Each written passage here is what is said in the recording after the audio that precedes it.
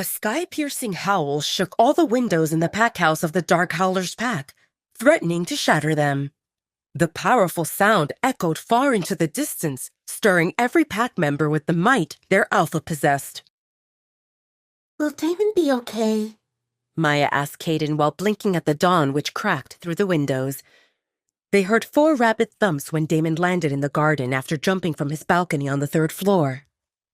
"He will be fine," Caden assured Maya and pulled her closer to him. "The Border Patrol just notified Damon that they found Talia." Maya wanted to ask for more information, but Caden was snoring softly already, so she gave up. Normally, warriors and patrols can't contact Damon through the mind link. That is reserved for Caden, Maya, and Stephanie, and even those 3 knew not to disturb him unless it's important. Things related to warriors and security would reach Caden.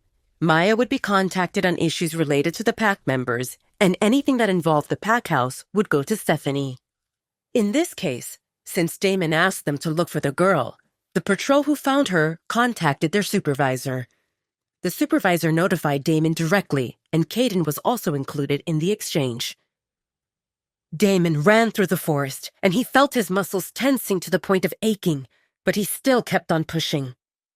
Normally, Damon enjoyed the feeling of his paws digging into the forest floor and the wind sweeping through his fur, but this time he was too focused on his destination.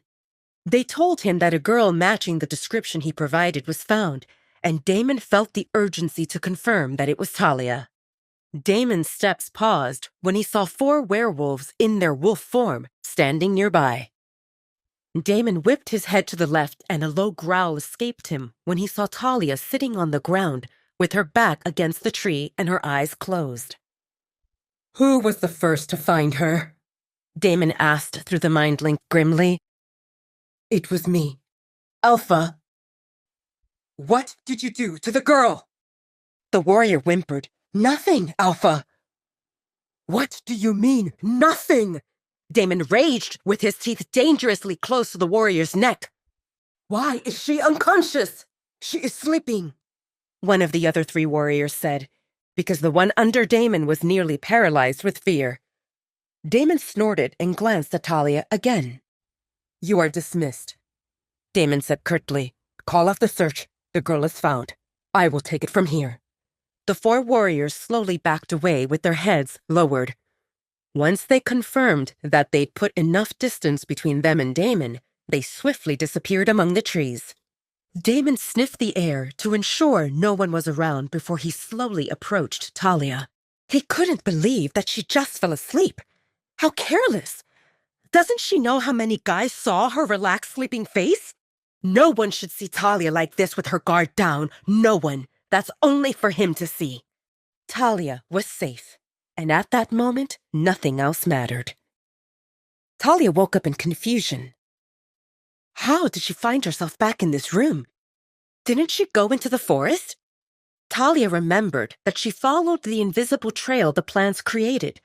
She collected necessary ingredients for her to conceal her scent. And once she ingested that mixture, Talia continued exploring goodies that the forest provided. Talia didn't feel like returning to the pack house. She lost track of time, and she stopped only when her aching legs reminded her that she was walking for too long. The painkillers wore off, and her injuries were aching all over, and she sat next to a tree to rest a bit, but then she fell asleep. Talia had a weird dream. It was about a massive black wolf with icy blue eyes. Why would Alpha Damon bring her back while carrying her princess style? Alpha Damon! He told her not to go beyond the garden, yet she disobeyed him. She was definitely in trouble. Right. That was definitely a dream. Because if he found her for real, he would scold and punish her and not bring her back like a knight in shining armor. Talia blushed. In her dream, Alpha Damon didn't wear any armor. Yep, that was a dream. The only explanation that made sense was that Talia went into the forest and was so tired that she doesn't remember how she returned. But if that was a dream, why did her room smell of the forest and dark chocolate again? It was not very fresh, But it was there, lingering in the air and in the cover, and some of it was in her pillow as well. Strange. Talia observed the room and saw a plate with bread and fruits, and there was some cheese also. Her stomach rumbled, and in response, Talia scooted out of the bed and went to attack the food. It was more than 24 hours since she ate last time, and everything else could wait. The bread was hard, but Talia didn't mind. She would squish a grape and use its juices to moisten the bread. It was good. Talia jolted when someone knocked on the door. Yes? She called apprehensively. The door cracked open, and Maya's smiling face peeked in. This is the third time for me to check on you, Maya said, and when she saw Talia's confused expression, she reminded her. We are going shopping, remember? We can leave when you are done with food. Maya frowned when she saw that Talia was eating hard bread. Do you want me to bring you something else? Talia didn't think about more food because what she had was enough. She pressed her lips into a line while thinking how to dodge shopping.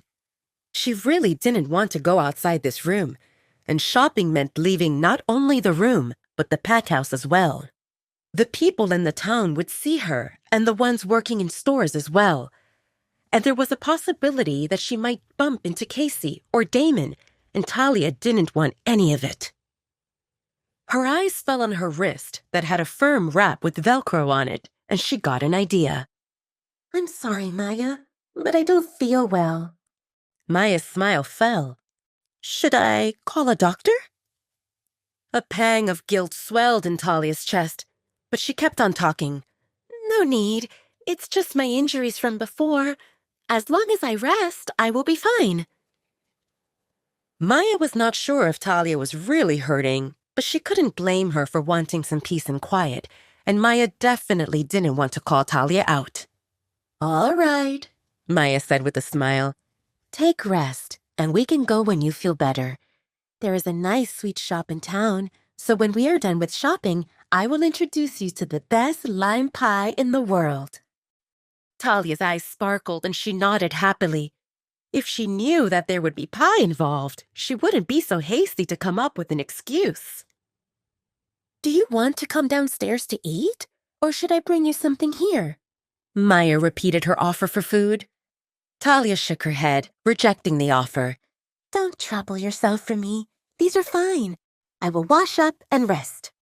By now, Maya understood that Talia preferred to stay low-key and not attract attention in any way. Maya didn't know what Talia went through, but seeing all the bruises and knowing that she lived in the attic told a heartbreaking story. Maya wanted to help Talia, but Talia was shrinking and closing in. A mate would be able to help her out the most because their bond draws the best in each other. But considering that the other person for Talia is Damon, he would only do more damage, and he already had. Please subscribe to the Pocket FM YouTube channel and press the bell icon for instant notification. Check out our channel for more such exciting shows.